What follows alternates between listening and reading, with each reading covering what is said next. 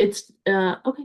Excellent. The webinar has started. Okay. Hello, everybody, and thank you so much for joining us today. We're so glad you could join us today for this presentation. My name is Shyla Davison, and I'm the Education and Outreach Coordinator for iDig Bio. So before we begin, I would just like to take a few minutes to talk to you about iDig Bio and the work we still have going on. As many of you know, iDig Bio will officially conclude in 2026. For the past 15 years, iDig Bio has had an incredible impact supporting research, collaboration, and innovation on a national scale. This is not a moment of sadness, but one of transition. We're proud to pass the torch to the broader community, confident that the mission of advancing biodiversity, digitization, and discovery will continue in capable hands. So before we begin, let me give a quick overview of who we are, what our mission has been, and the exciting work we still have going. iDig Bio began 15 years ago with the support of the National Science Foundation and the vision of its founding leaders. Over that time, we've made tremendous strides together as a community, and our shared efforts have helped shape the future of biodiversity research. At its heart, iDig Bio works to make biodiversity specimen data widely available and useful through digitization, training, and open access and creative new applications. And while iDig Bio as a project will eventually come to a close, our mission and the data that it has generated will live on. Thanks to contributions from more than 1,000 biodiversity collections across 350 institutions in the US, the iDig Bio portal now hosts nearly 150 million specimen records and 65 million media files from over 2,000 datasets. These data will remain available long after iDig Bio, continuing to serve researchers, educators, students, and the public. And we're not done yet. As we move towards the conclusion of our project, we still have new initiatives on the horizon. One of them is this webinar series, which highlights protocols, practices, and strategies to ensure long-term continuation of collections digitization and data mobilization. The collections community is well positioned to sustain this important work, and we're excited to support this transition. In today's presentation, we'll be exploring one of the core tools that supports this continued work, GEOLocate. This session will offer an overview of the platform and its role in georeferencing biodiversity specimen data. We'll take a closer look at new advancements, practical workflows, and strategies for collaborative georeferencing, as well as how GEOLocate integrates with collections databases. This presentation will touch on data preparation, post-processing, and repatriation with real-world examples from recent projects that show how accurate georeferencing enhances the long-term value and accessibility of biodiversity data. Nelson Rios has been a leader in georeferencing protocols for biodiversity specimen data, and we are very pleased that he's agreed to do this presentation today. So before I hand things over to Nelson, just a quick reminder, as with other iDig Bio webinars, the chat and mic functions will be disabled. Please post your questions in the Q&A feature, and we'll get to as many as time allows.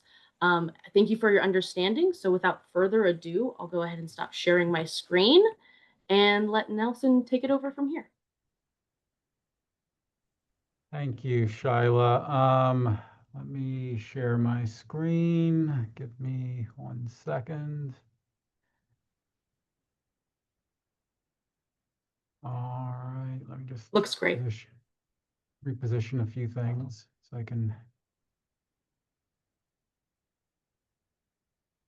All right, so I am going to, the way I'm going to do this webinar is I'm going to go through about a dozen or so slides to kind of introduce the topic of georeferencing and some of the technologies involved and give an overview of GEOLocate. And then I'll dive into more real world examples using the actual GEOLocate website and discuss some of the features and capabilities of GEOLocate, trying to highlight some of the advancements that have happened over the past couple of years related to various projects and whatnot.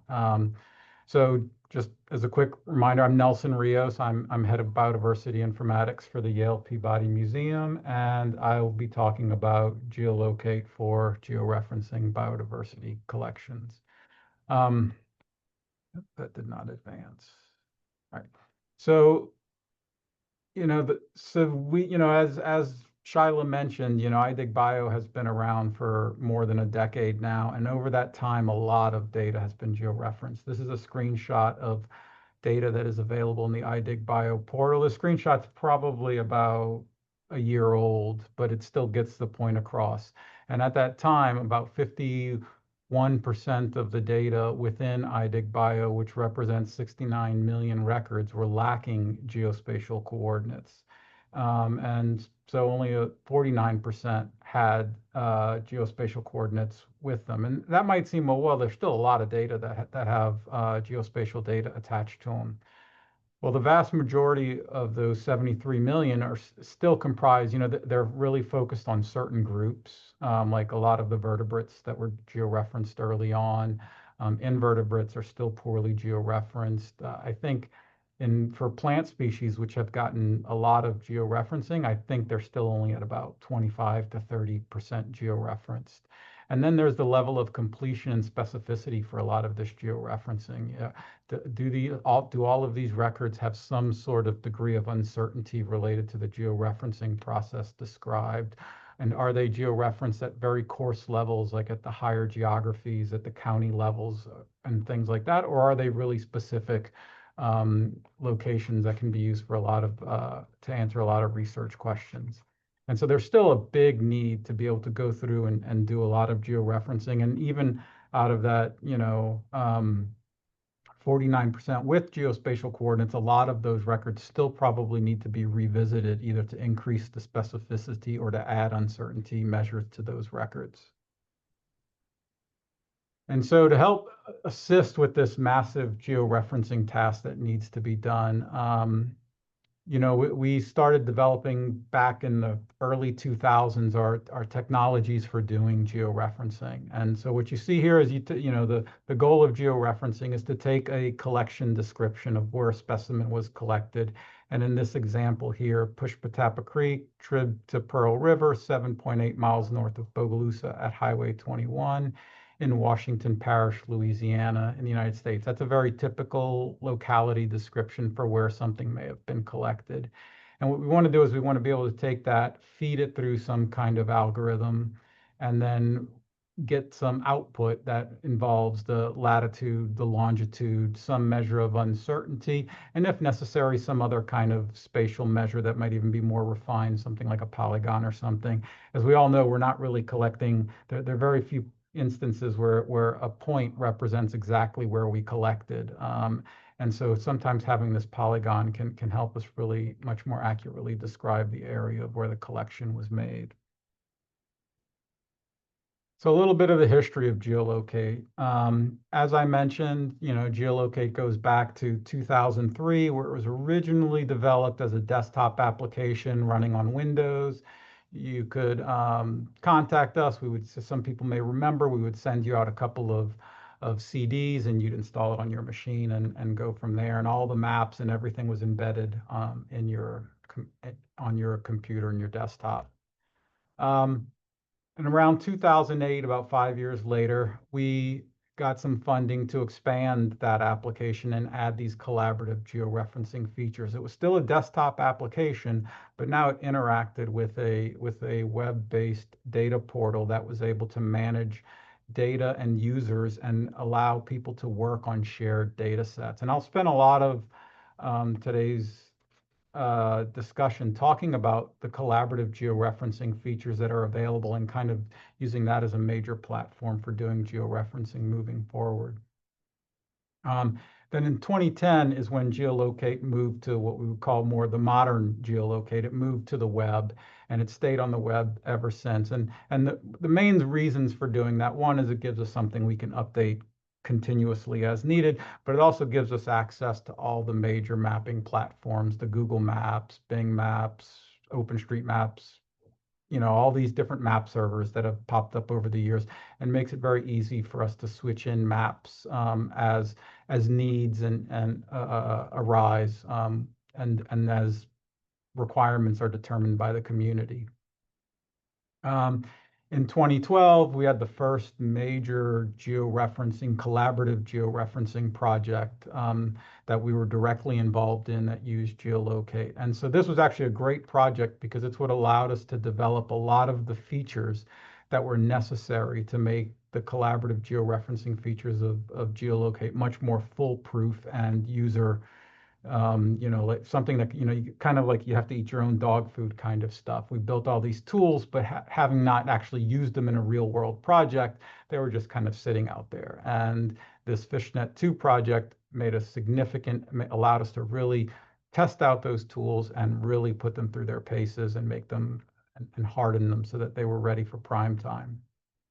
And then after that, some other projects came around.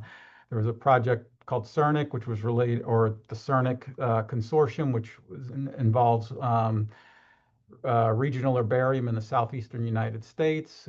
They used GeoLocate within Symbiota to create also some georeferencing projects and work on georeferencing much of that data.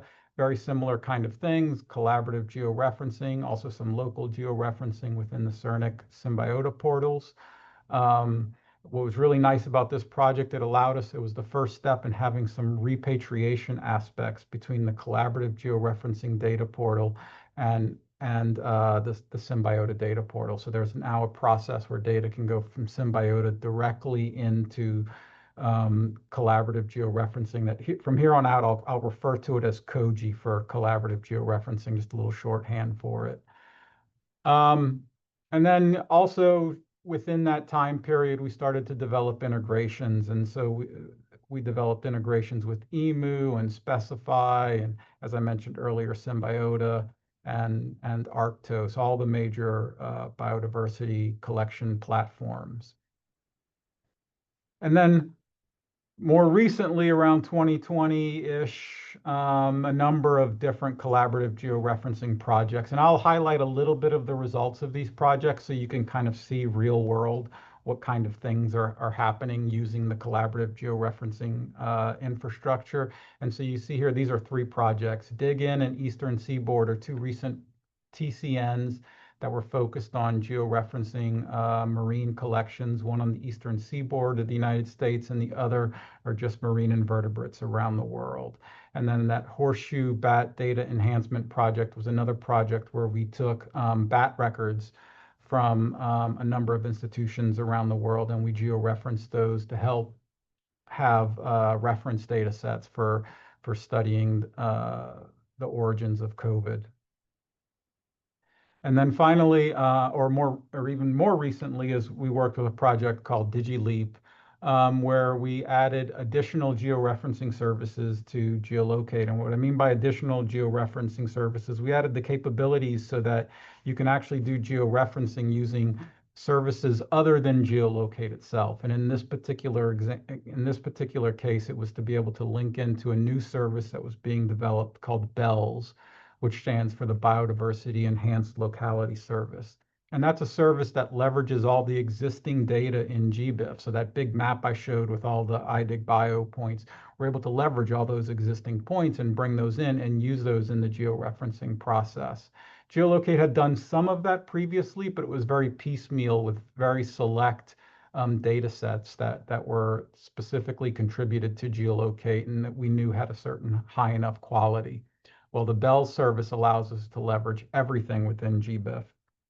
And we can just switch out the GeoLocate engine, or you could daisy chain different georeferencing engines. And so this is something that might even be another future option as additional georeferencing technologies evolve, especially with AI on the horizon as being used for georeferencing, as being able to swap out, say, oh, we'll take out the GeoLocate or the BELLS component and put in this new georeferencing engine, if you will.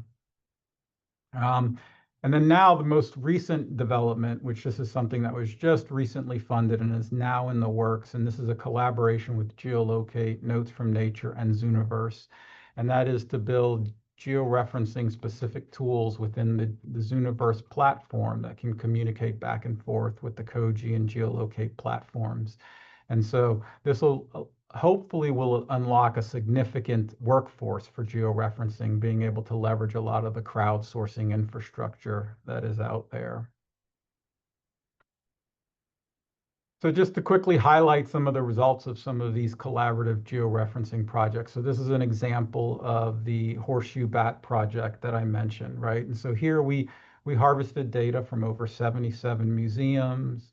In total, we had over 119 data sets from those museums, roughly 60,000 specimens, and a total of 17,000 collecting events. And those collecting events are the unit of work. That's what needs to be georeferenced. And even though this was collaborative, the number of collaborators actually doing the georeferencing was relatively small. We had 3 expertly trained and qualified technicians for doing the georeferencing, and they just went through the results one by one and started assessing them all, assigning uncertainties, developing polygons, doing whatever was necessary. What's really interesting about this project, since we have so much data that is in Africa and Asia, we actually linked in georeferencing services from using the Google geocoding service and integrated that in with GeoLocate. It was an expensive service to connect to GeoLocate, given the usage that GeoLocate gets and having to send all those requests off to Google.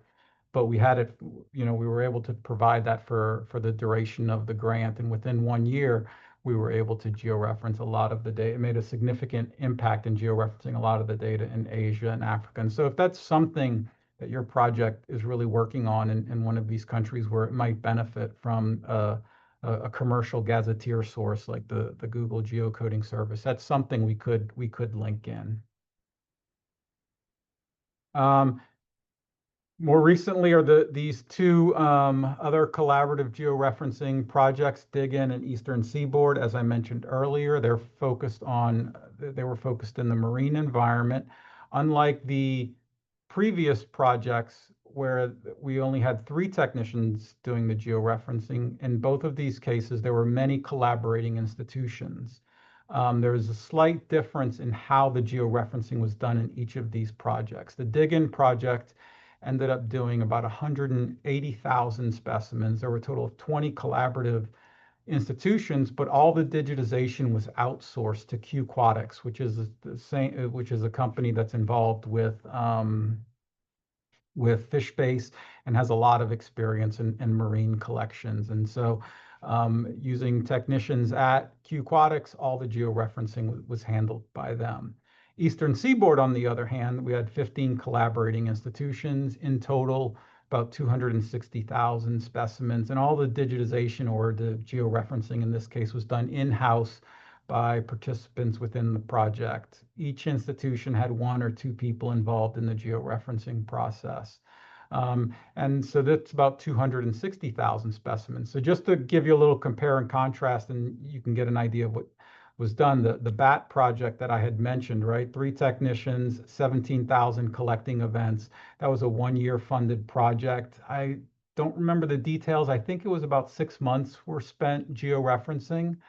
In both of these projects, georeferencing technically was going on throughout the entire process, but in both projects, most of the georeferencing happened within the final 2 years of these projects. And most of these were 3 to 4 year grants with no cost extensions and whatnot to extend them. Part of that work with the marine TCNs is we expanded the gazetteers available to GeoLocate. So much like the BAT project where we were linking out to Google geocoding services, for these particular projects, we actually brought in new data and we built gazetteers specifically from previous georeferencing projects, the FishNet 2 project, as well as data that was contributed from MCZ base. And then we also went out and we grabbed additional marine features, the NGA GNS undersea features, as well as the IHO World Seas database, and we incorporated all of that into our gazetteers to make it a little easier to do georeferencing. We also built a marine cruise ship gazetteer. This isn't still fully integrated into GeoLocate, but we do have it available. And so if you're doing a lot of marine georeferencing and you're interested in this data, we can make that available to you. And we built this from a number of online data sources, parsing existing museum records, as well as looking through station records and other publicly available data sets. And then we ended up adding a bunch of marine-centric layers as well, exclusive economic zone, NOAA navigation layers, which were already in GeoLocate, but since they're marine focused, I've mentioned them here. And then we also added bathymetric layers. But one of the really coolest advancements that came along with this, and not only affects marine collections, but also terrestrial collections, is the addition of bathymetry and topography. And so here we downloaded or we accessed data from the GEBCO 2023 raster data set, as well as a number of remote sensing data sets from NASA. And we can turn these on and off so that anywhere you have a point within GeoLocate, we can query that point and tell you what the elevation or depth is underneath that point. And you can select what is the data source that you're interested in using when you're doing the georeference. And I can highlight and show examples of that when we get into the actual georeferencing process and start doing some demos. We also added the capabilities for geospatial annotations that go far beyond the point, the simple polygon, and the uncertainty radius. So the idea is that you could now georeference using lines, multi-lines, multi-points, multi-polygons. You could have holes. So in the little screenshot you see right there, being able to circle an area around an island or something, maybe a stretch along a beach or something, and pull out the island itself, leave the mainland excluded or something like that. We also have the ability to tag any one of these if you want to create points as start and stop coordinates, or the depth at which a collection was made, or whatever kind of information you want to use to annotate that particular feature is now available within GeoLocate. And so this is just a feature that you have to enable, and then it adds this additional little toolbar along the top, so you can do this additional kind of georeferencing. And here's an example. This was from one of those, the ESB georeferencing project. And you could see here's an example in Florida where the locality description says St. Petersburg Bridge at Boga Ciega Bay, United States, Florida, and Pinellas County. And here the georeferencer decided to make a polygon for each bridge going over Boca Ciega Bay. And I guess that was to deal with the level of uncertainty associated with that, not knowing which bridge. And you could see we still provide an uncertainty radius for that entire stretch. But you can see that uncertainty radius encompasses an enormous amount of area, including both mainland and oceanic stuff. We're using these multi-polygons. We can very specifically say these are the areas of interest where this specimen was most likely, or these specimens were most likely collected. And then we also integrated, as part of this work within Digin, is we integrated with Specify 7 or actually Specify 7 did most of the work, right? The developers at Specify, they built this locality update tool that can take data that comes out from the collaborative georeferencing system. And as long as the proper identifiers were imported into GeoLocate or into the Koji system, then as long as those identifiers are there, then it should be able to go round trip and go right back into Specify 7. I can't talk a whole lot about this tool as I'm not a Specify user, so I don't know how well it works, but I know it's been used, and that's how most of our Specify 7 repatriations have happened. And then finally, like I mentioned, a little bit about linking GeoLocate to citizen science. And so this is something we're really excited about. Notes from Nature, as many of you all have known, have spent many years with these large-scale projects to transcribe information off of herbarium sheets and other kinds of natural history specimens, bees and mammals, and all kinds of different things I think they've taken on.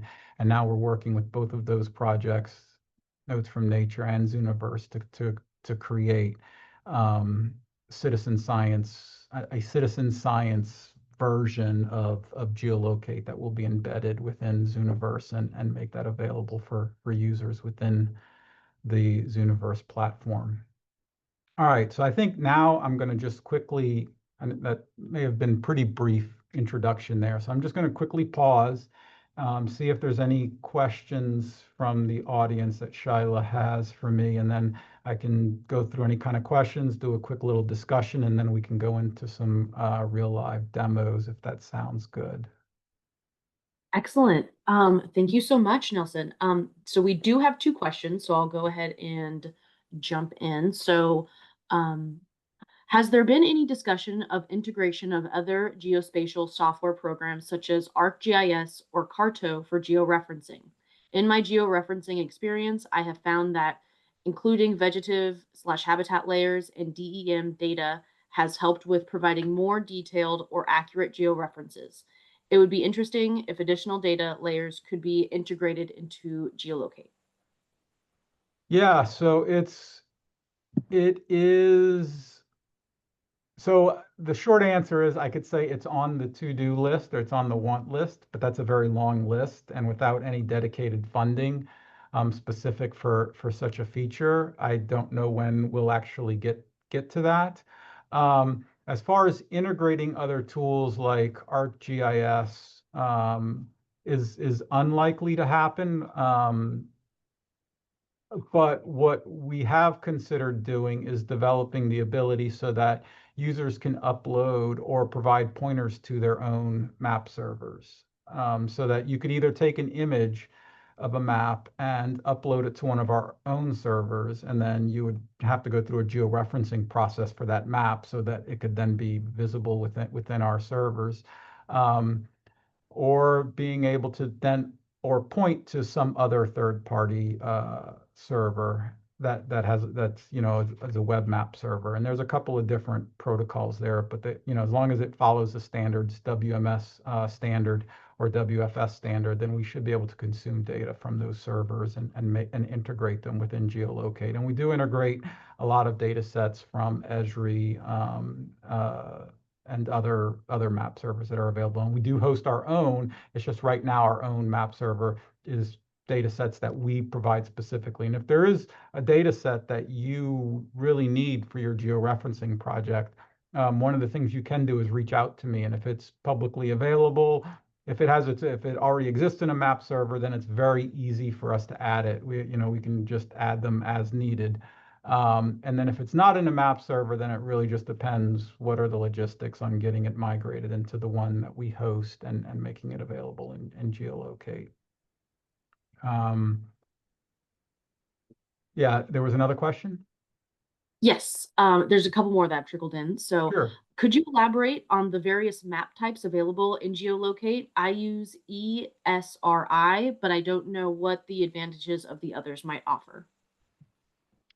Yeah, so I will elaborate on that. I am going to kick that question down for the demo because I will go over that in detail, all the different map layers that are available. So yeah, we'll definitely get that answered. Excellent. And then somebody asked, how can we address cruise/slash station data? Yeah, so that was an element of the Dig In georeferencing project. We had built those gazetteers kind of like just as preliminary work.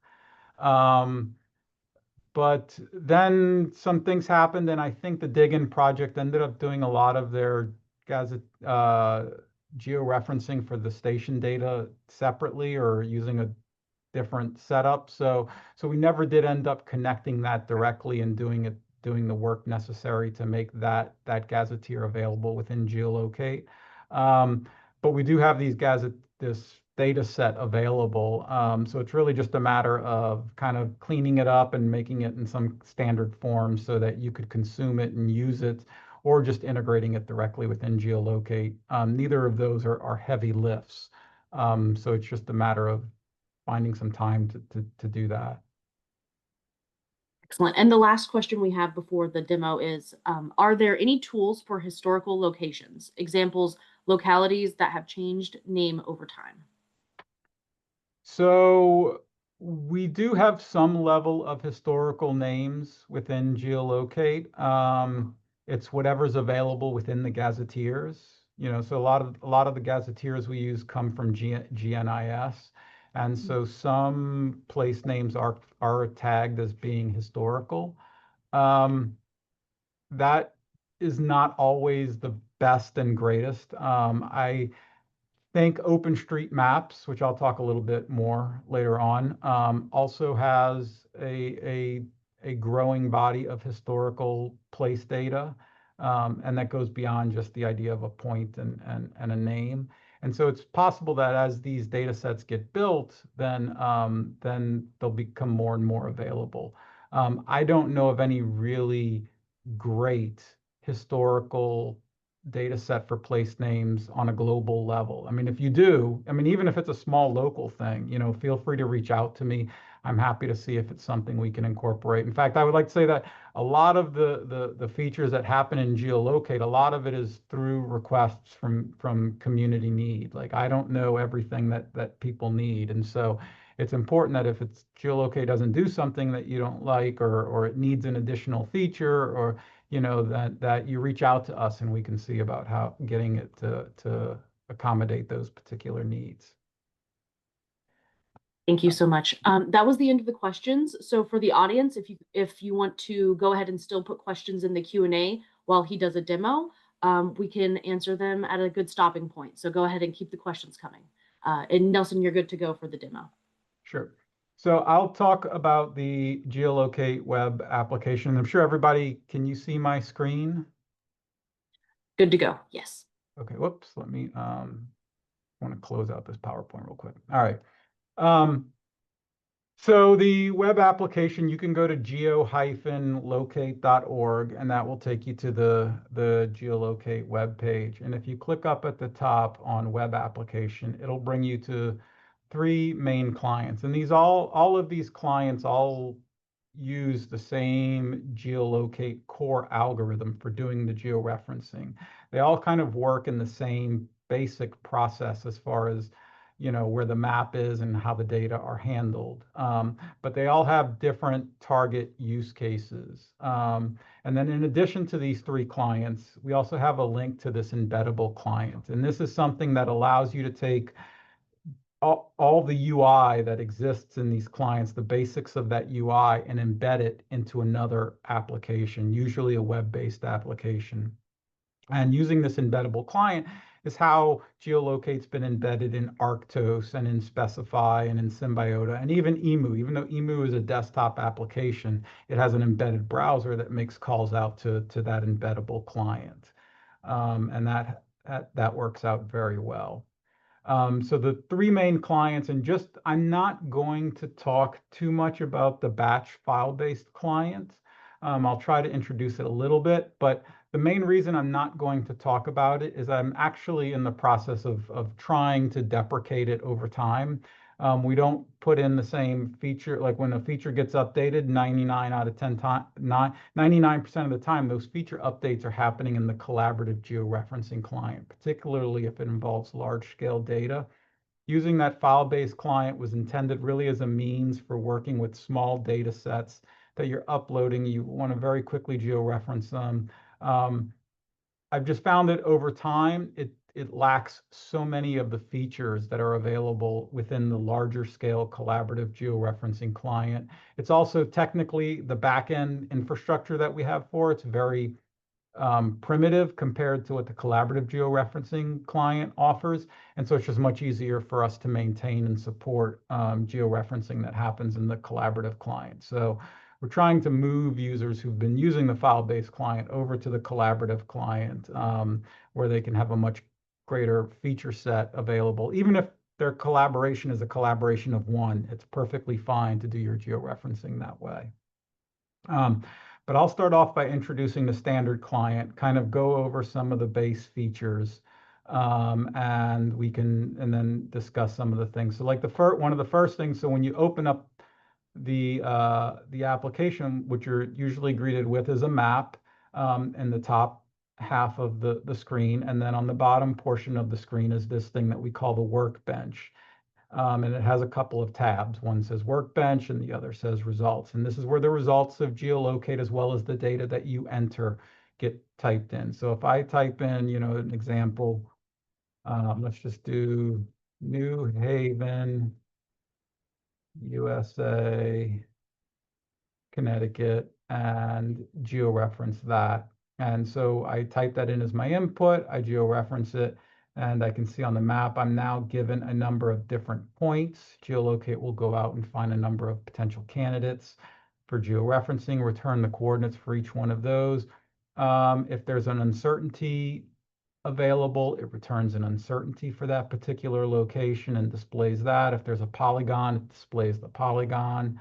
But it does that at a number of different, for every entity. So here's another entity where one of our gazetteers has something called New Haven, and it's way up here, but it doesn't have a polygon attached to it. It doesn't have an uncertainty attached to it.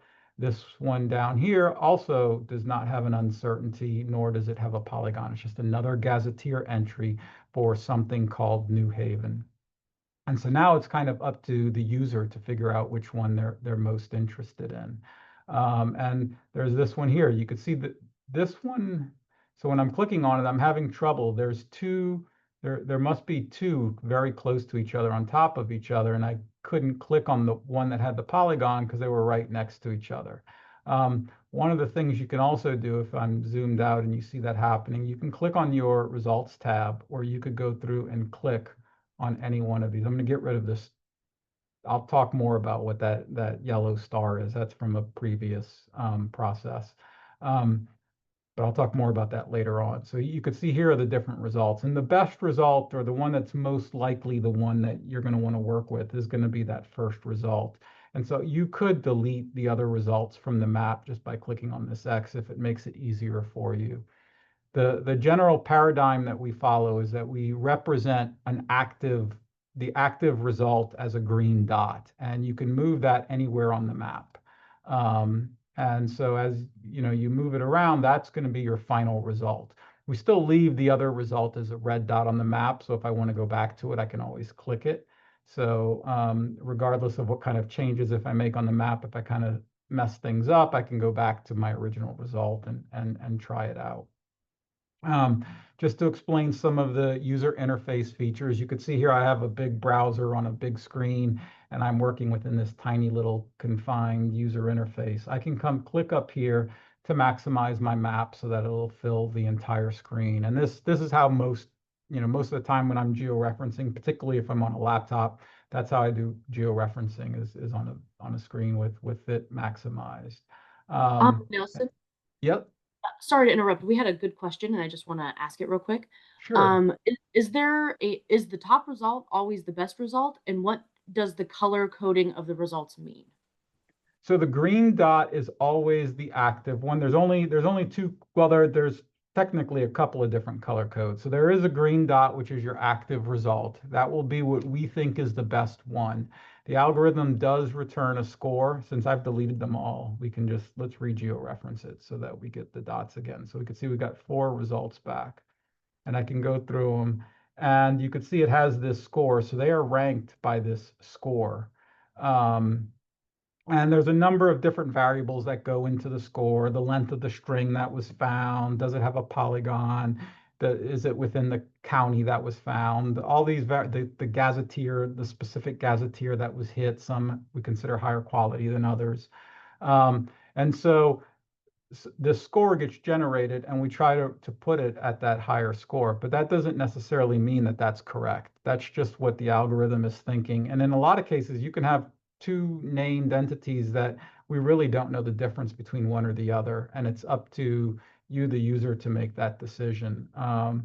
And and also many times georeferencing to the named entity of a town is okay, but you probably want to have more specificity. So for example, if I am collecting, to bring up a marine example, if I know I'm working on marine organisms and I'm more than likely on a beach, then I might move that point. Even though it says New Haven, I might move it to along the coast of Long Island Sound or something like that.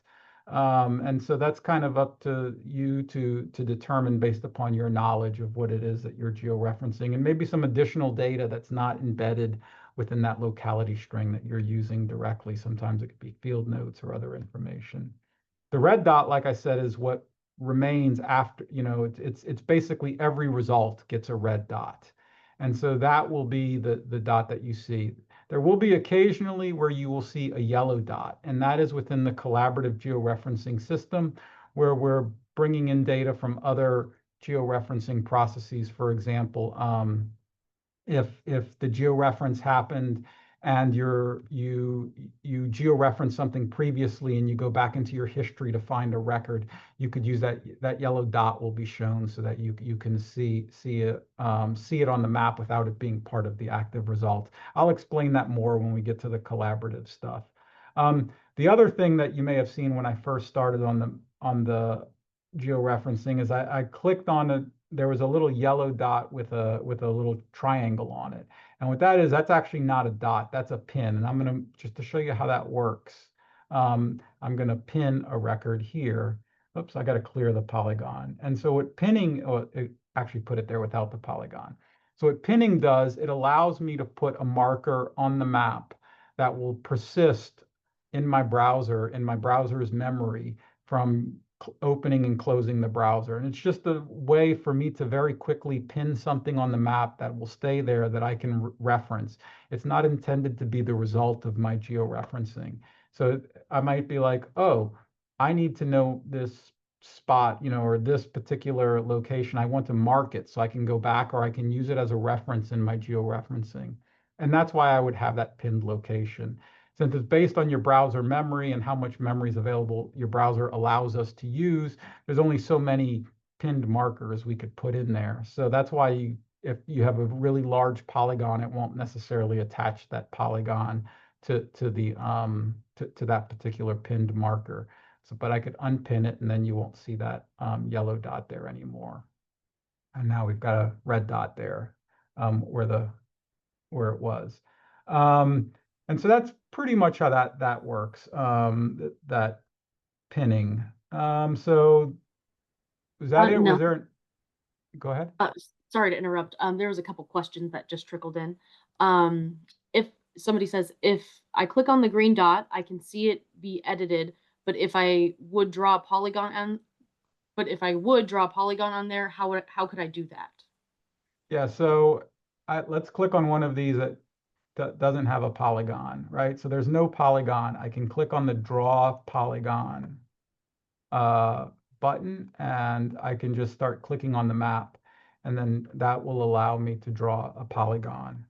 I could clear that polygon, or if I am on the record that had the polygon, let me come back here and bring it up. So here's that record that had the polygon. I can't draw, I don't, in this interface, I don't have the ability to have all those multiple geospatial features. I can't add a second polygon to this.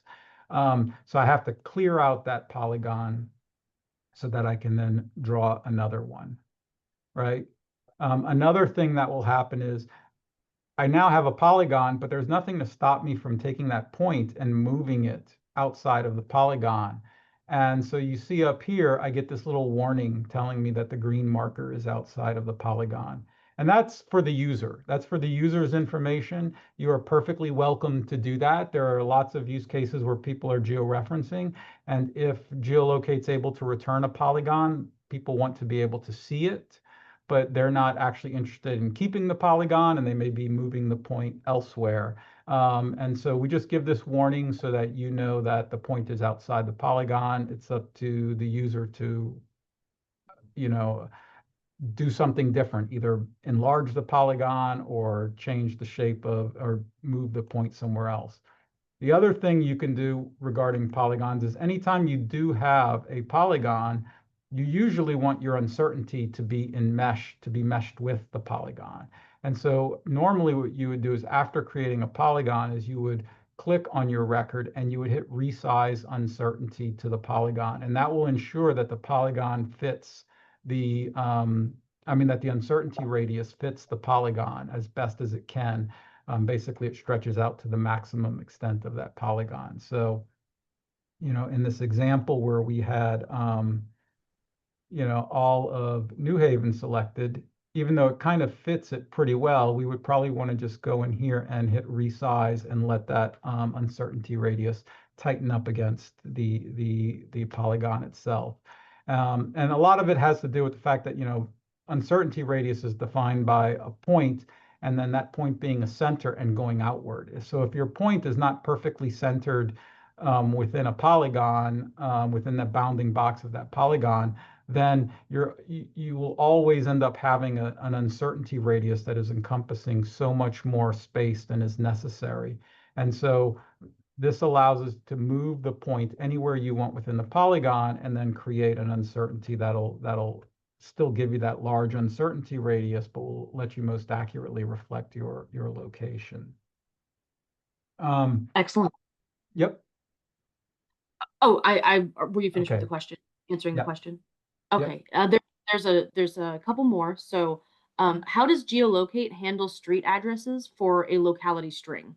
Often, when I enter a street address, GeoLocate will present a possible location that is just to the town in some states, and in other states, it will suggest a location that is closer to the address in the town. So we do not do street level geocoding. There are lots of commercial services that do that. The Google geocoding service being one example.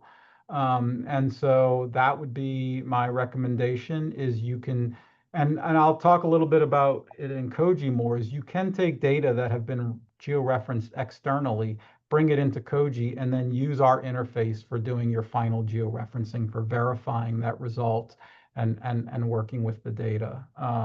And so that would be one option for you, is to send your data off to a commercial service, have it give you all the address geocoding, and then if you wanted to then verify it in another tool. Was that it, or are there other questions I should address right now? There's two more. Is the yellow pin specific to a set of localities or more to global to a data set? So if you put that yellow pin, that has nothing to do with any localities or data sets. That is just between you and your browser. And it's just you putting a point down that can be referenced at any point in the future. So like if I place a point and I go log into the collaborative georeferencing system, that point will now be there. If I close my browser and I reopen it, that point will still be there as long as I'm on the same computer. If I go on a different computer, that point will disappear. It's just something that's purely stored in your browser for your use only. Excellent. And then another question. There are place names of protected areas, forest reserves, etc., that appear on Google Maps, but are apparently absent from the place name data source used by GeoLocate, and in result in a no location found. Many of these are frequent sites for biodiversity inventories, past and present. How can these omissions be corrected by end users? Example, Shungai Bula, Shungai Bula Reserve, Shungai Bula Wetland Reserve, etc., all in northern Singapore, but result in no location found. Yeah, what I would do is send me an email with some examples, and the more example, I mean, even if you have like a big data set that is giving you no location found, that's extremely useful. Oftentimes, as long as those are not proprietary location, they're not coming from proprietary gazetteers or something, and they're publicly available, and we can identify the source where those exist, then we can incorporate them. And it might just be, we need to update our gazetteer for Singapore. It could be something as simple as that, or it could be something as, we're missing these features. There's an important gazetteer out there that we're not targeting. And so yeah, my recommendation, if anybody sees a pattern where there is certain kinds of things that it's not finding, especially if you go to Google Earth and you see it and you're not seeing it in GeoLocate, then reach out to me and let me know. And we can see what can be done. It's possible that there's, like I said, it could be proprietary and there's nothing we can do. More often than not, it's just something that either we need to tweak how we're processing certain terms, or it could be that we just need to add an additional gazetteer. Excellent. And last question, is this software only available in the United States? Nope, GeoLocate is global. In fact, I was just telling Gil Nelson earlier, just before this, We had a georeferencing workshop in Peru a couple of weeks ago. Or it was part of a larger digitization thing, but there was a component on georeferencing there. And so this program's used all over the world. It works best in, you know, North America, United States.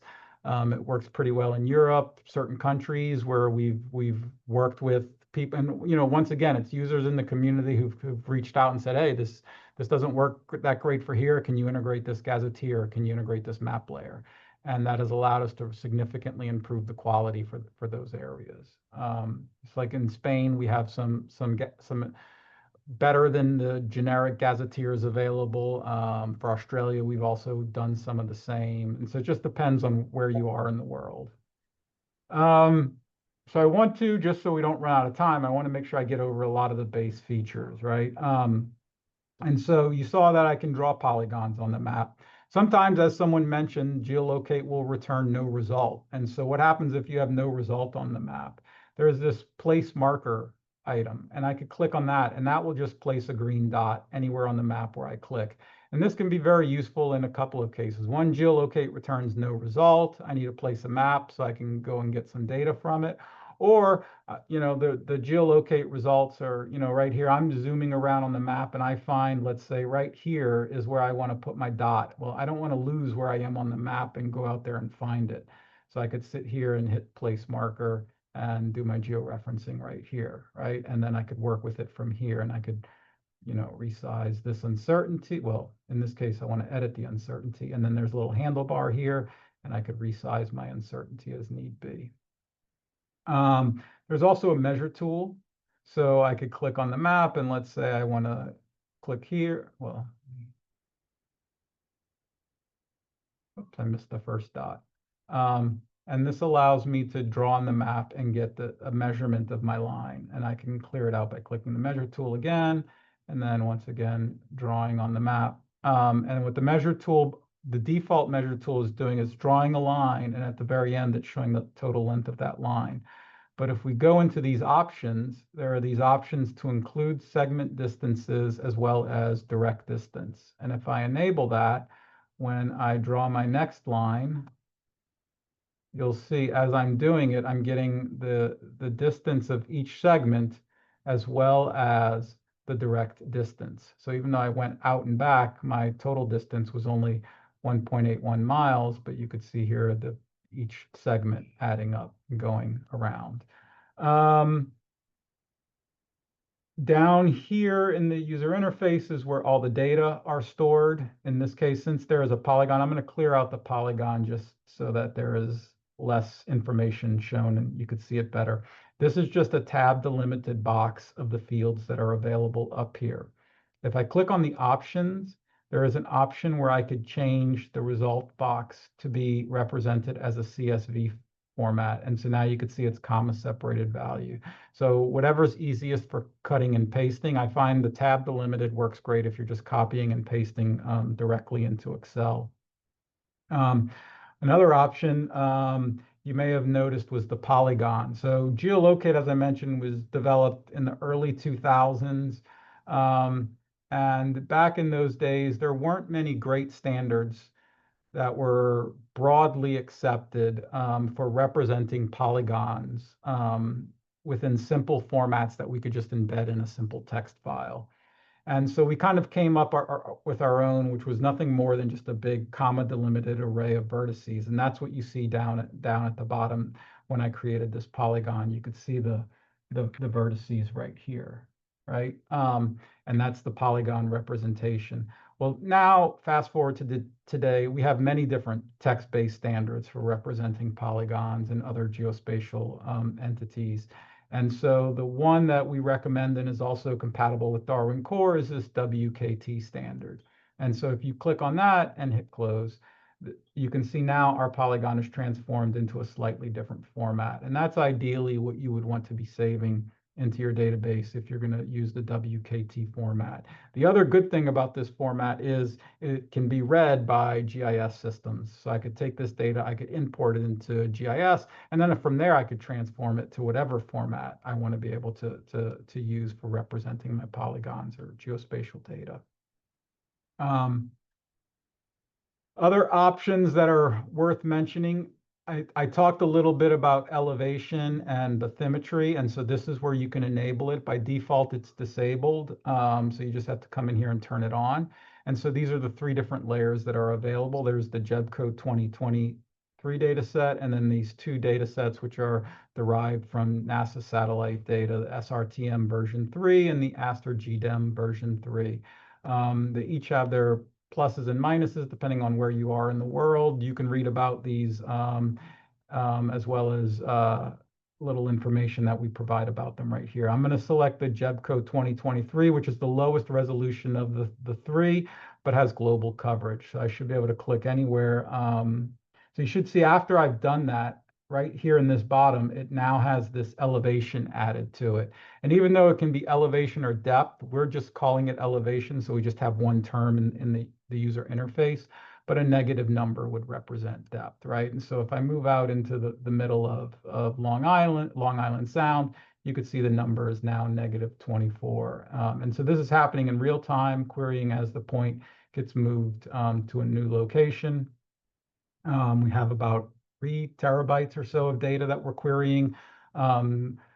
It's a relatively new feature, so if you do make use of it and it doesn't work for you, I would like to know so that we could see what we might be doing wrong.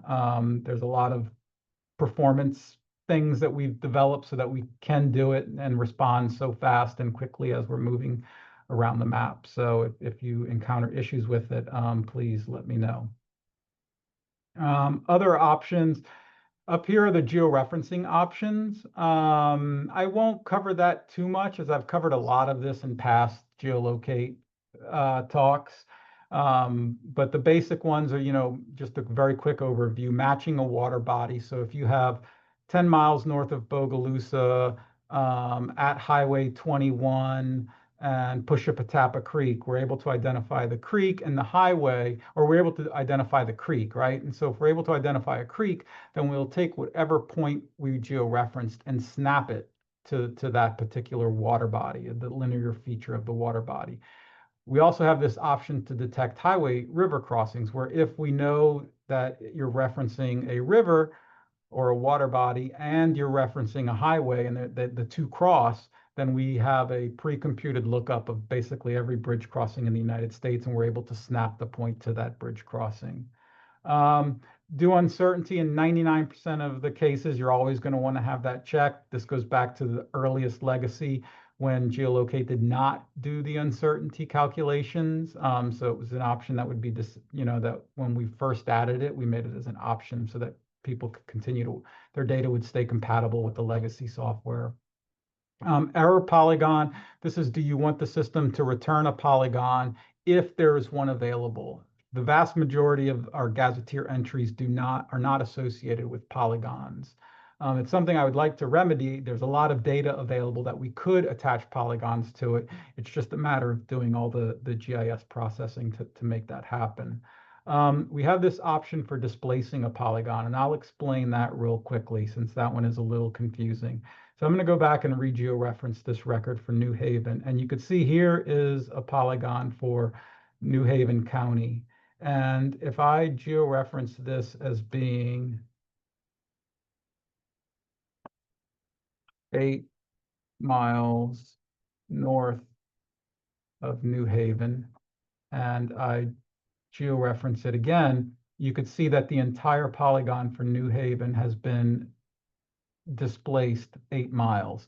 And we do that so that now you have a pretty decent view of uncertainty, right? Because if you took this entire 8 miles, you could have theoretically measured anywhere within the 8 miles of the outline of New Haven. So by moving the entire polygon north allows us to use that to create the smallest uncertainty possible. So we could then hit here and we could resize the uncertainty and significantly minimize our uncertainty rather than trying to create it just based on a difference on the extent of New Haven. And so that is one way to do that. Having the polygon for New Haven up here can sometimes feel a little weird. And so you just have to know that that's what you're doing. The other option is to not displace the polygon. And so we could turn that off and hit close, and we georeference this again. And so what you see is now we get this little warning that our green marker is outside the uncertainty polygon. So the polygon maintained itself down here, and it's a normal position, but our point is still 8 miles north of it. And this can be useful because if there is a polygon, maybe I just want to use it so I have a visual sense of what was being found, but I'm not interested in actually using the polygon. So I just left it down there, and I'm going to do my georeferencing up here. I might draw a brand new polygon, or I might just ignore it and move on. And so it gives me that kind of flexibility and options to do that. Restrict to lowest administrative unit. If I have a county specified, what that will do is it makes sure that it won't search outside of the county. If it's outside the US, if a state is provided, it won't search outside that particular state. And what that allows you to do is whatever is the lowest administrative unit attached to your data, it won't search beyond that. And that can be very useful if you're getting data that is, particularly when you have really common place names in your data, which can happen a lot in some countries, like Mexico. I've found, San Rafael or something, there might be 20 or 30 of them spread across the country. And so minimizing it to just searching within a particular administrative unit will certainly reduce those. But for it to work, you have to make sure that your administrative units are accurate. And more often than not, we found that there could be very subtle differences, particularly if you're collecting near the border of a particular town, and what the representation is over time of a given administrative unit. That can change as well. So for most practical purposes, it's best to leave that turned off. The other option that exists is I can set the language that the georeferencing engine is going to use. This would be for GeoLocate only. So that we could do it in Spanish, English, Basque, Catalan, and Galician. Now, the most feature-rich, full-blown, detect everything possible in the string and every pattern possible will be English. But if your data are written natively in Spanish, then using one of these other options, it will be much better for you because we'll be able to detect the pattern and the references within Spanish to do the georeferencing. Up here, like I mentioned earlier, there are references to different georeferencing engines. So right now we're georeferencing with GeoLocate. I can set a second one. In this case, we'll use bells. And then I could tell it to use both. And what that does is it'll send data through GeoLocate, and then it will also send it through bells, and I'll get back all the results. If I don't use both, then what it does is it just sends it to the primary georeferencing engine. And if the primary georeferencing engine gets a result, then it will stop right there.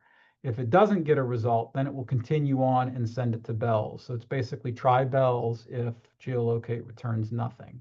And then you could do the opposite, where you're going to use bells first and you could even ignore GeoLocate altogether and just use bells as your georeferencing engine. Now, just one caveat, bells is a third-party service maintained by another researcher, and I'm not responsible for its upkeep or any of that. So I can't, if it's not working, feel free to reach out to me and I will forward those kinds of things. I know bells, sometimes getting hits off of bells can be challenging. So if it's not working for you, you can let me know and I can see what the current status of it is. I don't know that it has a long-term sustainability model, so I don't know how well it'll be supported and whether or not it's always up. But you're welcome to try it when it is available and when it is working. It's a great service. Like I said, it's able to leverage all the data that is within GBIF for georeferencing. The other few features I need to talk about this map layer before we get on to the collaborative georeferencing stuff is right here, this little plus sign. This is where all the different map layers, and someone asked earlier about, being able to incorporate different map layers. If you have a map and you want to make it available within GeoLocate, even if it's just a regular PNG file or a TIFF file or something like that, this is how we would get it integrated. You could send me those images, We would get them georeferenced. We would make them available online. And we've done that for certain projects that we've collaborated with some TCNs. So like we have some topo maps that we made available. All of these down here are overlays. So they get laid on top of what the base layer is, and these are the base layers. So I select one base layer, and then my overlay, the base layer changes. So I've got Google. We used to have Bing. Bing recently changed its pricing model, which made it prohibitively expensive. So we had to remove Microsoft Maps from the interface. If the pricing changes in the future, then we can easily add them back. It's not difficult to add and remove maps as needed. We've got some various topo layers. These are from the USGS hosted through Esri. We've got a world topo layer, ocean-based map, navigation charts, and then OpenStreetMaps. And usually between OpenStreetMaps, Google Maps, and then the topo maps, those are the three most used maps. And then over here, they're just various overlays. So I've got US counties that I can overlay with. And so you can see all the counties listed there. If I uncheck it, they'll disappear. Bathymetry, so if I want to turn on bathymetry, you can now see all the bathymetric lines. And then the other useful one is this historical USGS topo map. This is actually used quite often by a number of projects. And so I click anywhere on the map, and what it will do is it will do a query to see how many maps are available from the USGS within that particular area that I clicked on. And then it'll display them all right here. And then you can see on the map, I don't know if you can see it well, you can see a little white dotted outline. Let me change my base layer to a dark one so you could see these outlines better. You can see the outline of that particular map. And so the outline is going to be largely dependent upon the resolution of that map. And in this little user interface, they're all color coded by resolution. So these blue ones have a big 1 to 250,000 scale map, where these little kind of greenish ones are at a scale of 1 to 331,680. So if I click on this one, what it'll do is it'll load up the map right here. But to see it, I got to zoom in. I got to get in enough for the map to actually display. And then it will display that map on top of whatever the current base layer is. It's going to be slightly transparent, but I have a little slider here so that I can make it less transparent. And so I could see how that map overlays on the current modern Google map or whatever. And you can see this one actually aligns pretty well. And I can identify features on here. I could do georeferencing. So like right here, I can see a reference to Seger Mountains, Camp Leonard. And I'm guessing this, if I dial this back down, are not references on the Google map, right? So those are all useful entities that I can go through and use that in georeferencing. And so this is very useful. Now I can tell you there have been errors found in these maps where they don't align perfectly with the underlying layers. And so if you encounter that, you can let me know. The most we can do is actually just remove that map from the catalog. We didn't georeference these maps. They came from the USGS. And so there's just a couple, I think there were a couple of instances in Texas where one or two small maps were poorly georeferenced and they didn't align properly with the lower base layers. So you just want to pay attention to that if you make use of that feature.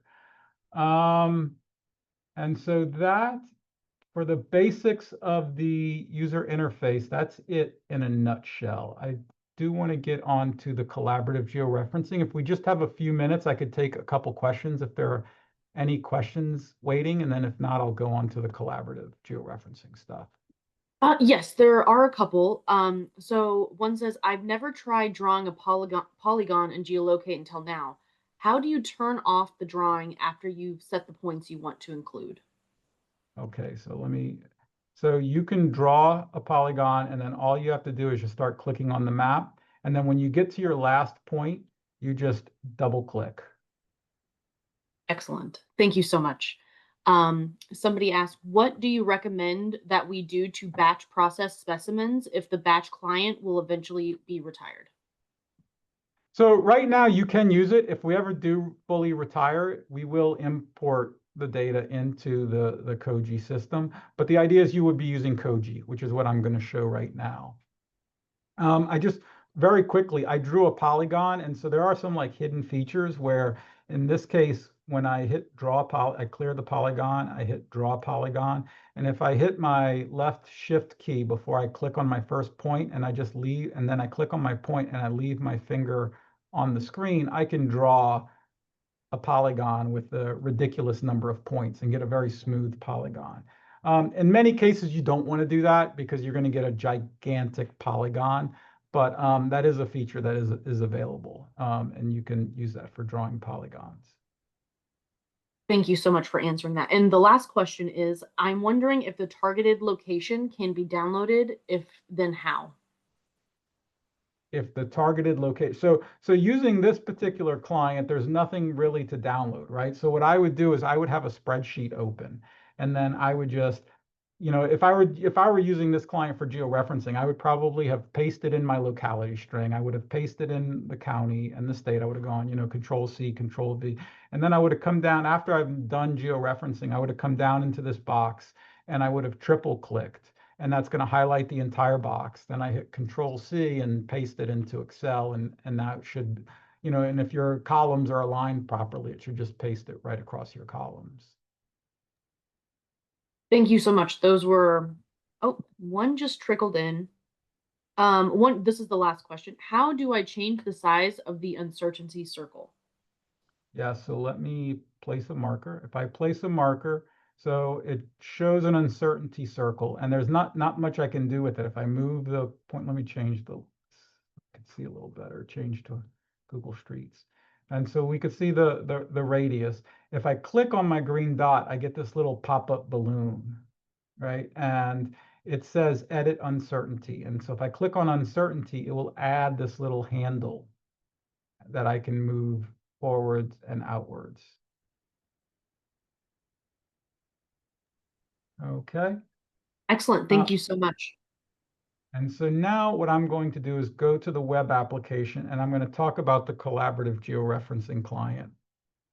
But before I talk about it, we have to talk about how do we get data into the collaborative georeferencing client. And so that involves this thing, the Koji data portal. And so I will log into that. And so what you could do is you can sign up for an account, you get an account, and then what you end up having is you're able to create a community. And a community kind of represents your big collaborative project. And you could see a number of projects that are going on. Here, I'll give you an example of one where we just have a very small number of users georeferencing data. This is a Yale Peabody Museum data enhancement project where we have a couple of students who are doing georeferencing. And basically what we're doing is we took all the data within the Peabody collections that have inconsistencies in their higher geography between their latitude and longitude. So basically, if their latitude and longitude do not match the county that is stated within the record, we want to go ahead and re-georeference those. And it might be that the latitude and longitude is correct and the county is wrong, or vice versa, that the latitude and longitude is wrong and the county is correct. And so that's what this project is about, is figuring all that kind of stuff out and producing it for all of our records in the US. And so we have a number of different data sets that were delimited by state. They were uploaded into the system. I could click on any one of these and it shows the records that are available within that particular data set. So this is a data set for Connecticut. It had a total of 388 localities. I can see the work that was done on it. If I want to just download that particular data set, I can also click on community wide and I can see everything that we've uploaded to this, right? So, in total, it's about 8,800 specimens that were corrected. That means that were verified and georeferenced.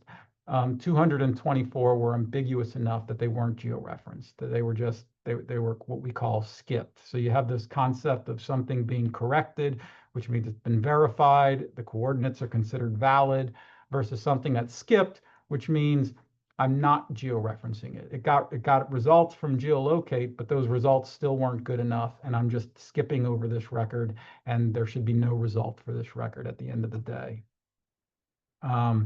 And so the way you would do is you come here and you can hit add new community data sources. You type in a data source, a name for your data source.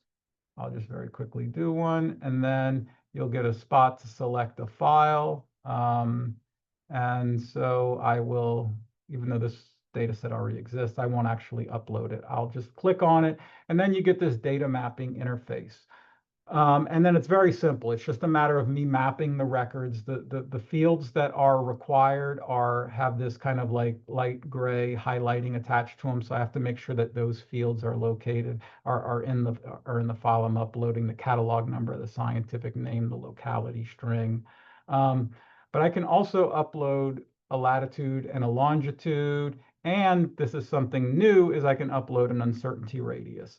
And so if an uncertainty radius is included in my record, we'll use that in the georeferencing process. We'll present that result. So you can use this interface to get data that you georeferenced using another system and refine those results further in here. The one thing you can't upload directly into the system would be previously existing polygons. That's something we might add in the near future, but because of the complexity of polygon data, we don't have that built in yet, but it's something that we are looking into, especially if there's demand for that kind of feature. And then I would hit save this data source. And then after I save it, it's going to go through and it's going to do some processing and validating and making sure that the data are all good and happy. And then once it's done that, then what you do is this little green check, what it'll do is it'll turn to like a little yellow triangle, and that means it wants your attention. And I'll click on it and it'll say the records have been uploaded, but there's still no records in the system. And then there'll be another button I click on, which does that final georeferencing and transferring of those records from into the actual working database. And once they're in the working database, now they're available for georeferencing. And so I can come in here and I can click on the members. I can see the people who are georeferencing. So here's a student, Diego, who is georeferencing for us. And you could see the work that he's done, but most important, I can see what the area that he's working on. It says Diego is restricted to dataset 1 VT, which means that's the dataset that he's currently working on. If I wanted to change what he's working on, let's say he's finished it and he emails me and says, oh, I've completed everything in Vermont. Can you assign me another data set? Then I come in here, I hit define users working data set. I could come in here and select a different one. All of these are completed, so there's nothing for him to actually georeference in these other than Vermont. And then I could delimit it by these geographic entities, which are taken from the data file itself, or I could just say I'm going to assign the entire data set. I select his name, I would hit submit changes, and it applies that. And so when he logs into the client, he's going to get data from that. And so just as an example, I will set myself, and I will set, so right now I am set to get records community-wide. I'm going to go ahead and change mine so that when I log in, I'll get records from this data set Vermont. And so I am going to submit those changes. I get a small little example data set that's there. And so here you can see some of the localities that need to be georeferenced. And so now that's what's assigned to me as this data set 1 Vermont. I can click on snapshot. It'll show me a snapshot of everything that's been georeferenced. These are maps that are computed every single night for every single community within GeoLocate. It's a very quick way for just seeing these. These are static images. You could download them, put them in your PowerPoints, whatever you want. And it's just a very quick way for seeing what records have been georeferenced. And what we do is records that have been georeferenced within the last 7 days, we put in yellow so that you can see, what is it that the students are working on and what kind of progress is being made. And then I'll close that. And so that is and then there's various settings, right? So I can click on here and I won't go, make sure, let me disable this. So all the settings for georeferencing, I can set them in here, right? And so I can enable the elevation query feature. I can set which version I want. So this is using SRTM version 3. So when Diego's doing georeferencing, we'll get anything referenced, everything will have elevation attached to it based off of that data set. I could set georeferencing options. Here I told it to just use GEOLocate. And these are the various options, much like in the system, much like in the regular client, how I set it up. I normally set them to private. I could add a description. I can also add hyperlinks. It didn't add hyperlinks for most of the data sets, but the idea is these hyperlinks can be used so that when I click on a given record, it will then go through and be able to, if I click on a specimen attached to a record, it'll allow me to go out to whatever website is hyperlinked here. So that's useful if you have images of the specimen, particularly, let's say it's like an herbarium sheet and there's all this extra data in there, or if you have access to the actual museum database or something online, you can reference it. And so I could add specimen hyperlinks.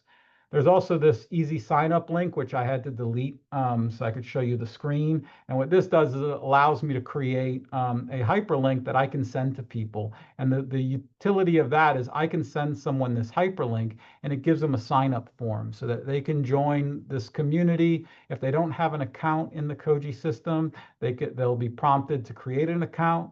And they won't ever have to log into this Koji system or know anything about it or see the data. So it just makes it a lot easier, particularly if you're working with students and you just want to send them out a link and say, hey, can everyone click on this, sign up, get into this thing and start georeferencing, that kind of stuff. And so once we've got data set up, we're ready to do some georeferencing. Then you come over here and you click on this collaborative georeferencing client link, right? And what that does is it opens up the web-based collaborative georeferencing client, much like the other client, except now I am going to log in. So I type in a username and password, I select login, and just like that Koji data portal, I am now presented with all the different communities I belong to.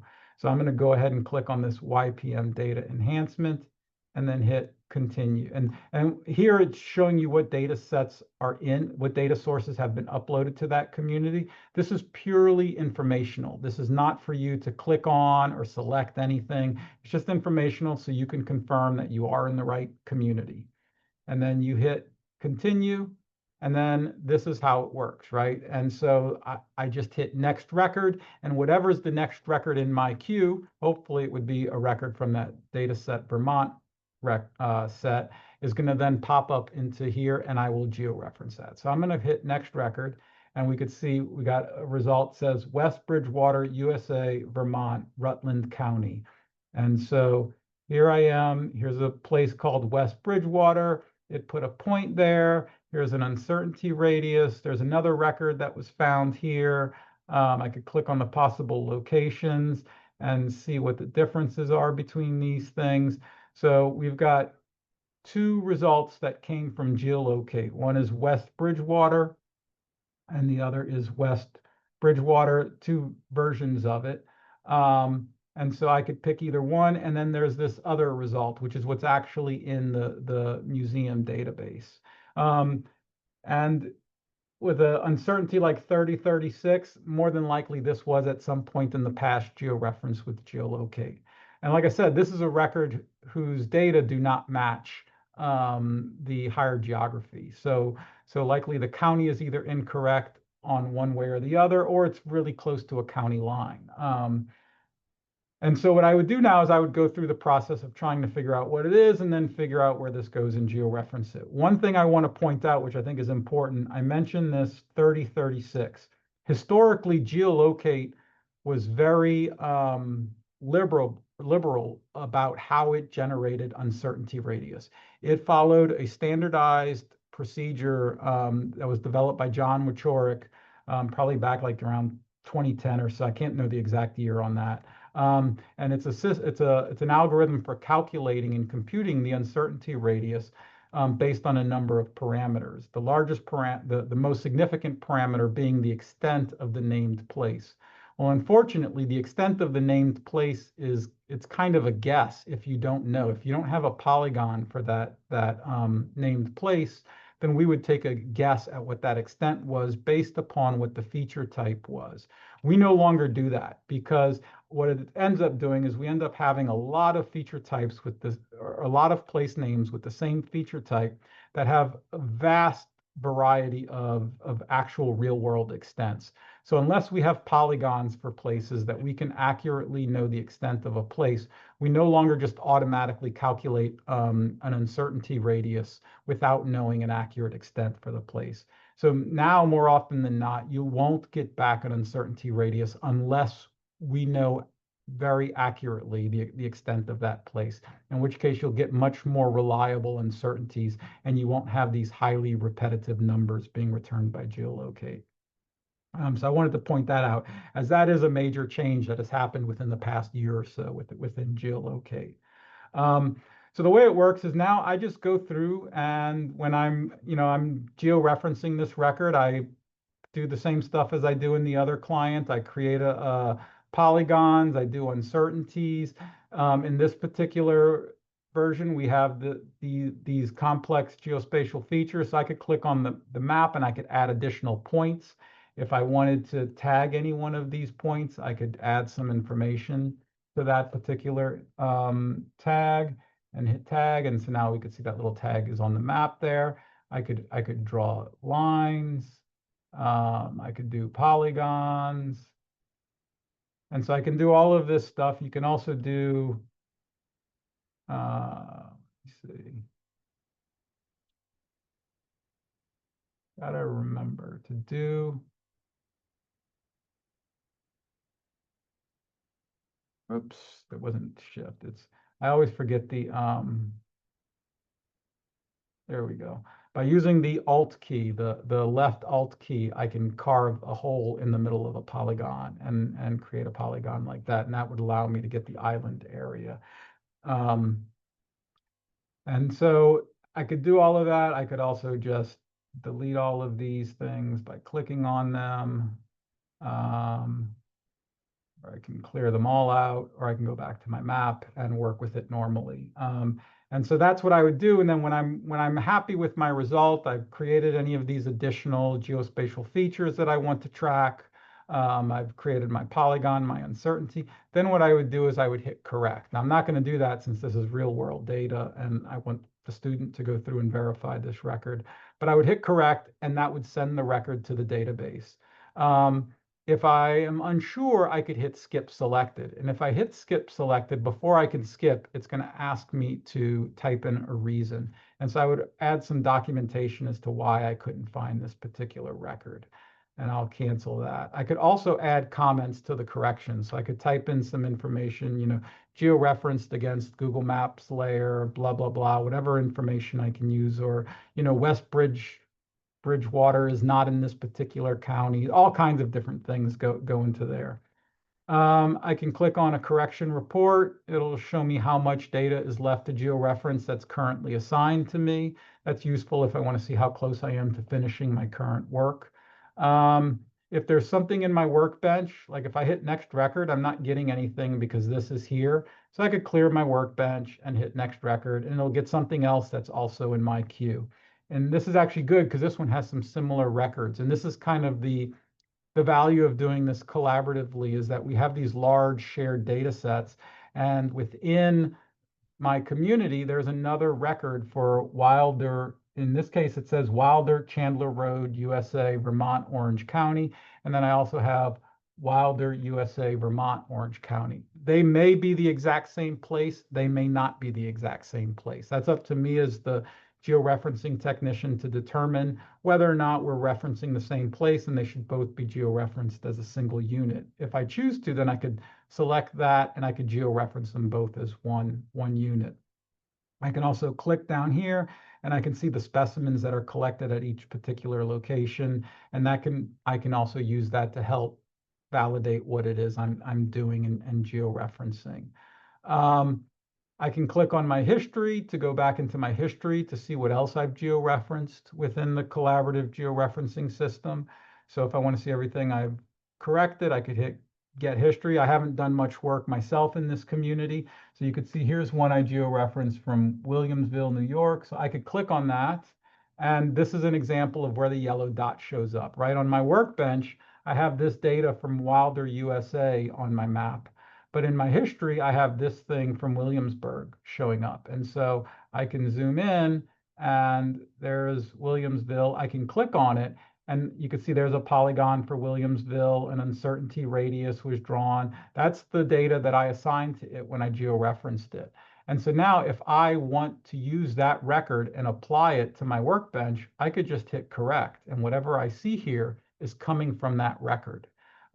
If instead I wanted to come here, go back to my history, and I wanted to take that record and I wanted to move it to the workbench so that I could re-georeference it, I could do that as well. And so when I close that out and I come to my workbench, I can see it's now sitting here along with whatever specimens were associated with it. And now I could re-georeference it.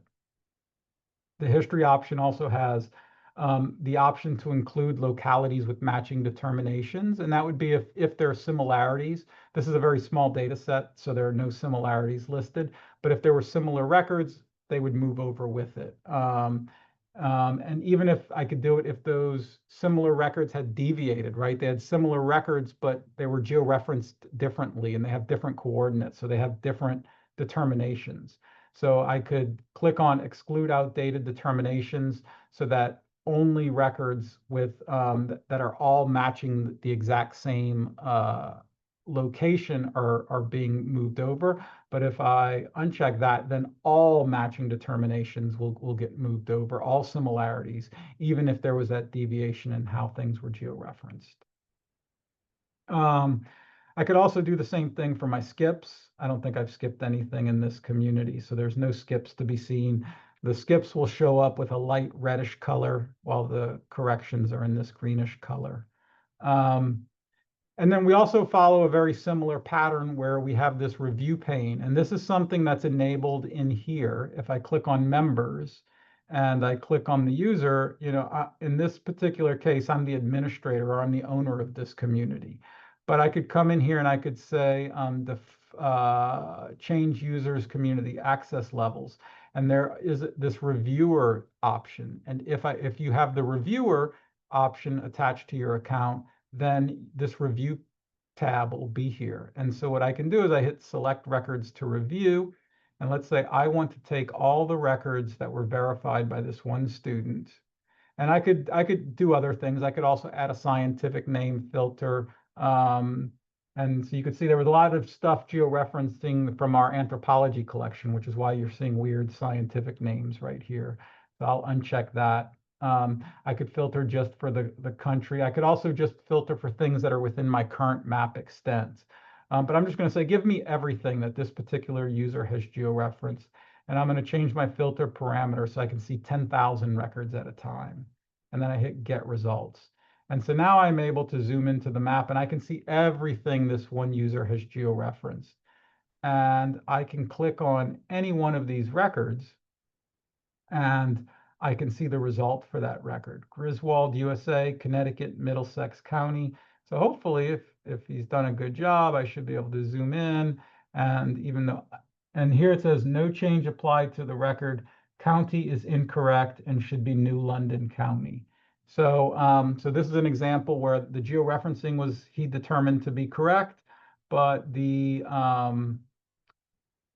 county that's attached to the data are incorrect. And so here you could see here's the town of Griswold, and the point is over here near this state park. Now, one of his rules for georeferencing is that if a point is near the town, he doesn't move it to the town. The idea is that these are records that were georeferenced by people that had access potentially to field notes and stuff. But the point is more than likely in the correct location. And it's unlikely that the collection was made in the actual downtown of Griswold. So he leaves the point where it is and says that the county should be changed to New London County. And so that's the kind of stuff that the student is working on, right? And so you just go through, and I can go through and check these results one at a time. And if I find one that I find is really wrong, and I'm like, this is wrong, I'm not happy with what was done here, I could just go ahead, move that record to the workbench, close on that. I can come back to my workbench, and there's the record ready for me to continue working on it. The other thing I could do is say, I want to use this record and I want to apply its result to what's on my workbench. So I could just go ahead and now do and hit correct, and whatever's on my map is what's going to be applied to the workbench, whatever's on the workbench, if that makes any sense. I want to make sure I save a little bit of time for questions. So I'm just going to pause right here and see if we have any questions from the audience. So yes, we have a couple that trickled in. When using GeoLocate, what geodetic datum do you record? Yeah, everything is WGS 84. We standardize to that primarily so that can be a challenge, particularly when we're linking in third-party map resources. Some can be a challenge to get them transformed, particularly if they're in other projections, and getting them reprojected into what we need so that they can display in this format and still give you coordinates in WGS 84. Thank you so much. And then how do I register as a user in GeoLocate Collaborative? So you can come to, let me log out. And so if you come to the main page, which is koji.geo-locate.org, you'll be prompted for there's a sign up button. And if you click the sign up button, you can fill this out, hit create an account, and then you'll instantly have an account. You can come in, start creating data sets, play around. My advice would be to create an experimental community, upload some data sets, play around with it, kind of get a feel for it. Now, I will say it can take us, in fact, I'm looking right now, I can see that there are a few sign-up requests. We do validate every sign-up request that comes in here. And so it can take sometimes up to a day to get your account approved. I'll approve these accounts as soon as we log out of here. The other thing you can do is once you've created an account and you're in the system, if you go in and you create that easy sign up link for a given community and you email that to, let's say, a student, they will bypass that internal validation that we do. The idea is being, oh, well, we have a real valid user. And so we figure that you have the authority to validate other users as well. The main reason we do this is not, I mean, the systems, I mean, we've never had, knock on wood, any major problems, but we do get a large number of bogus account requests. And so therefore, to try to just minimize the noise, we validate each account request to make sure it's a real person interested in doing real georeferencing and not just malicious bots. There are some times where we'll get hundreds of them, and not usually, but there are occasions where we'll get hundreds of bogus requests in a day. Excellent. Thank you so much. Those are all the questions we have in the queue. So thank you so much again. Oh, well, that's great. So the final thing I would like to talk about, I mean, I know there's a lot. This is only a 2-hour webinar, and there's a lot I could probably talk to for 2 or 3 days. I do want to go over, all right, so you've done some georeferencing, you've got it in the Koji system, you've figured some stuff out, and now you want to download it and do something with it, right? It's not very useful if it stays in Koji. So I'm going to click on here. I'm going to go to log in again. And let's just to show you something different, we'll do one of these larger communities. So this is the ESB TCN, which is at Eastern Seaboard TCN. And so here you can get an idea of how they divide it up. Now, I did not do this. This was the project manager for their for the TCN, and you can see how she decided to partition up the data. She created these georeference data sets, which those were records that had pre-existing coordinates, as well as data sets that didn't have coordinates, that needed new georeference information. So it made it an easy way to see records that were coming from things that just needed to be verified versus things that needed a lot more work for georeferencing. And so I could click on any one of these and download them. Normally what you'd want to do is you'd click on community wide. You would click on download records. This little pop-up will come, and what you'll see here on select fields to download, it will be a combination of all the mapped fields that you've uploaded. And as long as you're downloading community wide, you will see the internal geolocate fields, the actual mapped field. If I click on any given data set, you might end up seeing a smaller data set list of fields that are available, because it'll be limited by just what was uploaded within that particular data set, as opposed to a combination of all the communities together. So even if your data sets don't all have the exact same size and shape, when you download the community-wide one, it'll figure it all out for you and do it for you. When you download records, you have the option of downloading specimen records, which would be by catalog number. And that is useful for a lot of cases because your catalog number will be there. And often that's like the last resort for getting stuff back into your database. But you can also download by locality records. We normalize everything that gets uploaded. And this would be the ideal way that you would want to download records. You would want to make sure that you have some kind of location identifier. And we have fields for location ID and event ID available. You could also repurpose some of these fields. In the past, people have used basis of record for doing a lot of repurposing and sticking identifiers in there. It's not a field that's useful for georeferencing. So any field in here that doesn't have any use, type status, that has no impact on our georeferencing. And so therefore you could repurpose it, stick something else in there if you needed to. For the most part, though, you would ideally try to stick to what these fields say so that there's less confusion. But if there's a field that you need to upload and isn't available, you could repurpose one of the existing ones. In the download, you could download as a CSV or a tab delimited. More often than not, you'll probably want CSV. You want the format for the polygon, like before, you would want that to be that WKT format. If you're just wanting to really quickly look at your data, then what you could do is uncheck that, and that will avoid downloading polygons altogether. The reason you might want to do that is because Excel goes crazy with really large content in any of its text fields. And so I think depending on which version of Excel, you can have text fields that get trimmed at about 10 or 12,000 characters, something like that. So we have an option where you could just ignore all records that have very large polygons. Or you could say, I want all the polygons downloaded, or just don't download any polygons.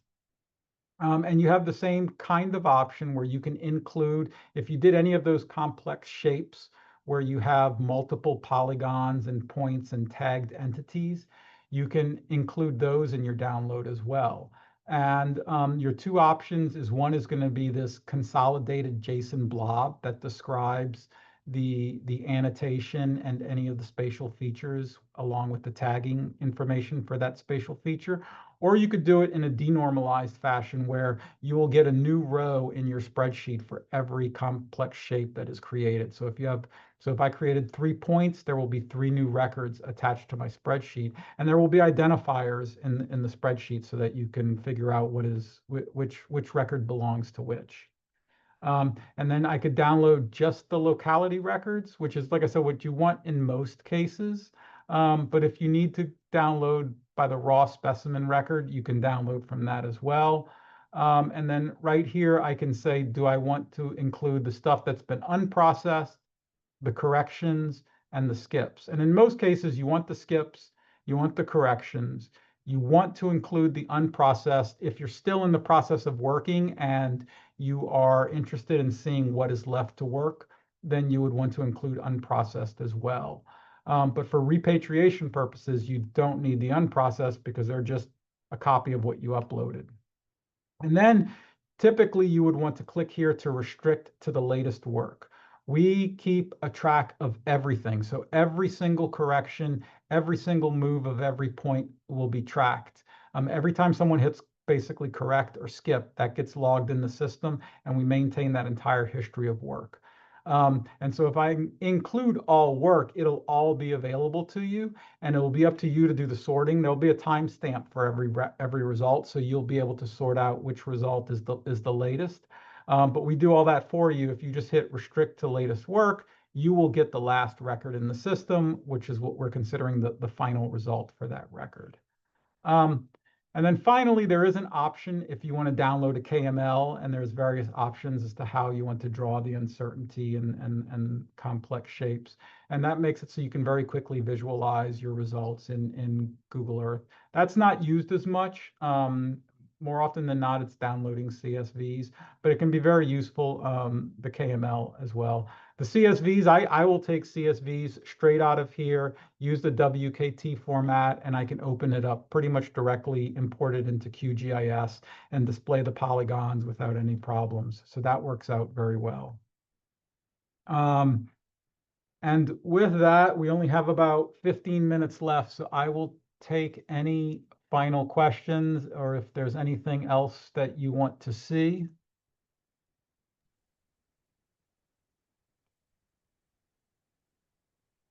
No questions have come in.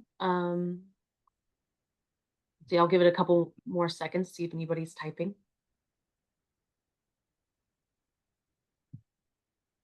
So I mean, I think, oh, go ahead. yeah. Yeah, Oh, I was just gonna say, I think that's everything. I don't think there's any more questions right now. Okay, so that's pretty much in a nutshell. I mean, like I said, there's still a lot to cover. I would say the most important thing is that, you know, especially if there's a need or a utility within GeoLocate that isn't working or that you would like to work. I can tell you a few things that have been requested. So for example, it would be great to be able to resize the division between the map pane and this little data box down here so that I can see more of the data. That is on the to-do list, right? That is something that was requested by a user. Unfortunately, that was requested probably over a year ago. And so it is one of these things where if it's not a feature that directly impacts an ongoing project that has funding and active support, it can take us a while before we get around to it. But it is very useful for us to know what are the feature sets that are useful for other people to do for georeferencing. And it may sound like we're not doing anything, but it does sit on the back burner and will eventually make its way in there. Excellent. One question did pop up. Do you have workflows that you can share?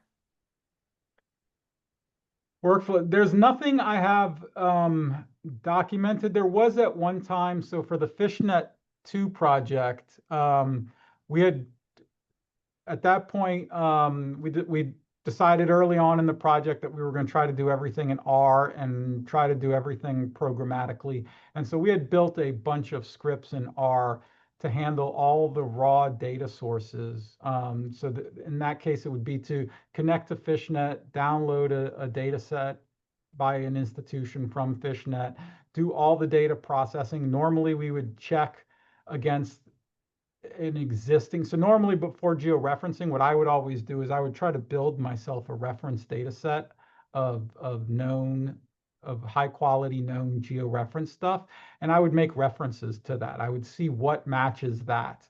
And if anything matches that, then that can be instantly removed from the georeferencing population. It doesn't need to go to GeoLocate. And so I would do that, and then I would take whatever's the remainder of that and then upload that into GeoLocate. And so we had a set of R scripts. They were available online at some point. I'm not really associated with the FishNet 2 project anymore, so I don't know if those are still available on the website for FishNet. They were at one point. There was a georeferencing page. That would be the closest thing to like a documented workflow. I think iDigBio might have some notes and other comments somewhere amongst the wikis, but there's nothing really significant. Excellent. See another question. Can I upload pre-georeferenced and verified records from our collection for others to use as a reference when working on unprocessed records to ensure consistency among multiple workers? Yeah, so yes. So that's actually why, though, you saw in that one community where the georeferenced data set was uploaded before the non-georeferenced data set in this community here. And the reason that was done was to prime the system with the georeference data set. And so what happens is GeoLocate will go through, and before what Koji does, this is like an internal Koji thing. What it does before even passing the record off to GeoLocate, to the GeoLocate algorithm for georeferencing, it looks through everything that has been uploaded within that community to see if there's a result there. And since you have this georeferenced stuff already there, if those records match, it'll use the result from that georeferenced result. And so that's kind of how we were priming it to use previously georeferenced stuff. The other thing you can do is if you do have a high quality georeferenced data set that was manually georeferenced, that you could always reach out to me and we can integrate it into the core GeoLocate algorithm. And that's what we really like to do because that helps improve GeoLocate significantly. Excellent. Thank you so much. I think that was all the questions we had. So I guess we'll go ahead and call it then. Thank you so much, Nelson, for your presentation. It was excellent. And for those of you who are looking to see if we have a recording, this was recorded. And as always, it will be uploaded probably about tomorrow and you can find it on our Wikipedia where all of our abstracts are found as well. And I believe I posted the link, and I can go ahead and post it in the chat one more time. So can I make one comment, Shyla? So Nelson, that was fantastic. And I've got to say, from the times that I was working with Koji in the early days and GeoLocate in the early days, this is an amazing piece of software. I mean, it has come so far and it's made such contributions to georeferencing biodiversity specimens, and really appreciate it very much and appreciate you taking the time today to walk through all this. And I've been very, very impressed. Oh, thank you. Yes. And thank you again for sharing this amazing presentation. I'll go ahead and call it then. I'll go ahead and close the webinar. Thank you so much, everybody, and have a great day.